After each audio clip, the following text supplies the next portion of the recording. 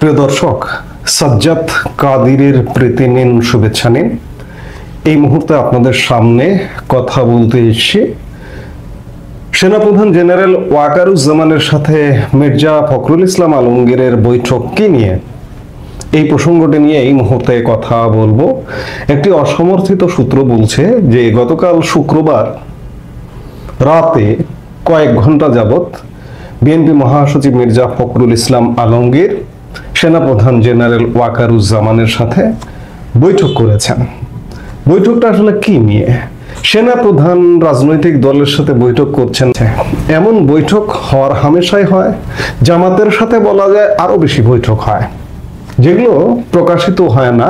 Cantonment খানিকটা রাজনৈতিক সভা সমাবেশের একটা কেন্দ্রে পরিণত হয়েছে এই মুহূর্তে। আদৌ কি সেটা হওয়া উচিত কিনা সেই প্রশ্ন রয়েছে। হ্যাঁ, হওয়া উচিত যদি দেশের যে ক্রাইসিস, দেশের যে ক্রান্তিকাল, এই ক্রান্তিকালকে লক্ষ্য রেখে বাংলাদেশের সেনাপ্রধান যদি কোনো ইনিশিয়েটিভ নেন, সেক্ষেত্রে তিনি বৈঠক করতে পারেন। কিন্তু সত্যিকার অর্থে জেনারেল ওয়াকারুজ্জামান বাংলাদেশের পালস গুনতে পারছেন না, বাংলাদেশের জনগণের পালস গুনতে পারছেন না, যার দরুন ইউনূস সরকারকে সমর্থন দিচ্ছেন এবং বাংলাদেশের জনগণের একটা বিশাল অংশকে বাইরে রেখে সকল কর্মকাণ্ড আবর্তিত হচ্ছে বলেই মনে হয়।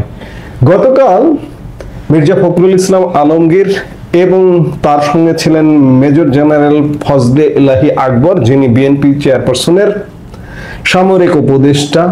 এবং এই ফজলে এলাহি আকবর সেই ফজলে এলাহি আকবর যার একটি বক্তব্য ভাইরাল হয়েছে, আপনারা জানেন যে জেনারেল ওয়াকার 5 আগস্ট সময়কালের ওই 2-1 দিন আগে তার সাথে যোগাযোগ করেছিলেন এবং রাজনৈতিক দলগুলোর সাথে সমন্বয় করবার দায়িত্ব দিয়েছিলেন যে ফজলে এলাহি আকবরকে।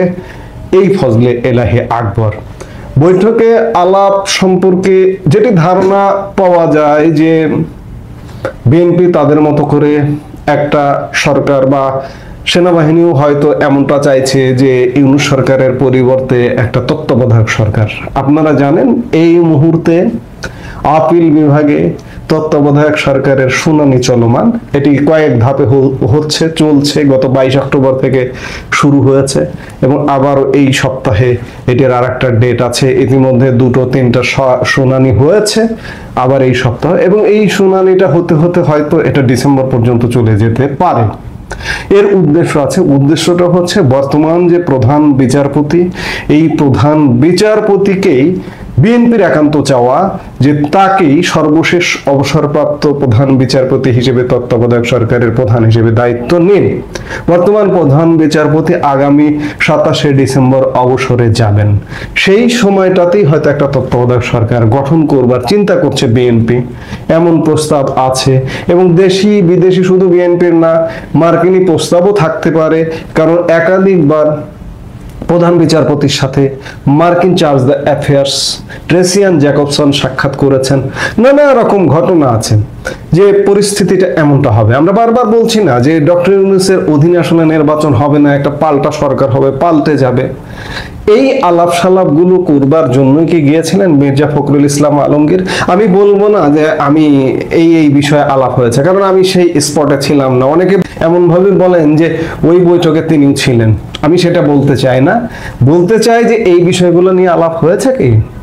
আরেকটি বিষয় আছে যে বিএনপির ভারপ্রাপ্ত চেয়ারম্যান তারেক রহমান দেশে আসবার একটা খুব আওয়াজ শোনা যাচ্ছে বিএনপি নেতৃত্বের মধ্য থেকে এবং নেতৃত্বের বাইরেও বিভিন্ন ফোরাম থেকে।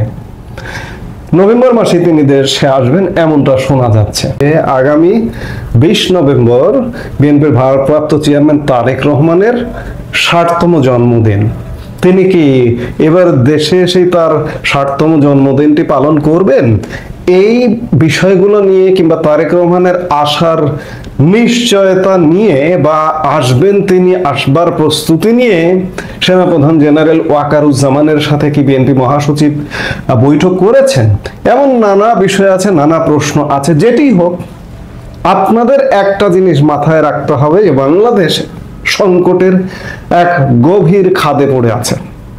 এই সংকটটা যদি বলেন যে 2006 সালে বিএনপি জামাত জোট সরকার ক্ষমতার শেষে যখন তত্ত্বাবধায়ক সরকারের হাতে ক্ষমতা হস্তান্তর করা নিয়ে টালবাহানা করছিল, তাদের নিজেদের পছন্দের ব্যক্তিকে তত্ত্বাবধায়ক সরকার প্রধান উপদেষ্টা বানানোর চেষ্টা যখন ব্যর্থ হয়ে গেল, তখন পরবর্তীতে যখন তাদের প্রেসিডেন্টকেই তত্ত্বাবধায়ক সরকার প্রধান দুটি দায়িত্ব একসাথে পালন করছিলেন, সেই সময় যে সংকটগুলো আবির্ভূত হয়েছিল, খুব ডিপলি খেয়াল করুন যে এই মুহূর্তেও আমাদের বাংলাদেশের সেনাবাহিনী, বাংলাদেশের রাজনৈতিক দলগুলো সেই সংকটের মধ্যে ইতিমধ্যে ঢুকে গেছে। এই সংকট থেকে উত্তরণের উপায় কি?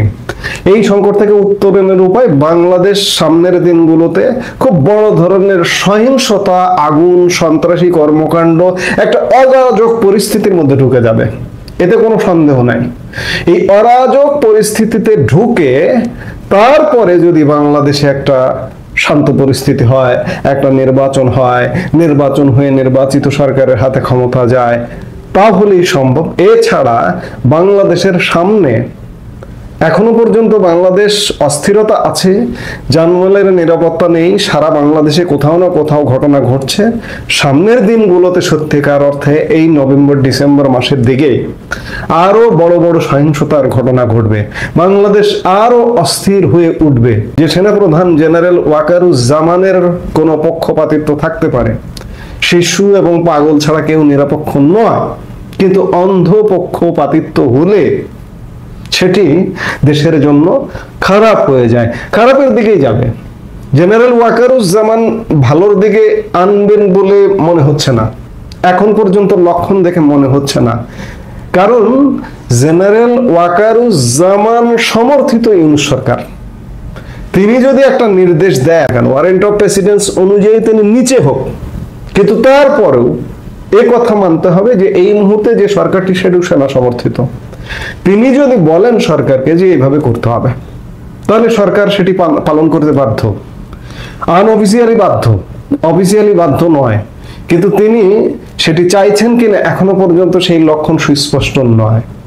যেটি হোক, সেনাপ্রধান জেনারেল ওয়াকারুজ্জামানের সাথে একটা সাজানো সরকার গঠন, এবং আরেকটি বিষয় যে তারেক রহমান দেশে ফিরতে চাইছেন, এই ফিরবার ব্যাপারে নিশ্চিত করবার বা নিরাপত্তা নিশ্চিত করবার ব্যাপারেই হয়তো আলাপ করতে গেছেন, সেটি মনে হয়। এছাড়া এই মুহূর্তে আলাপের বৈঠকের আর কোনো কারণ দেখছি না।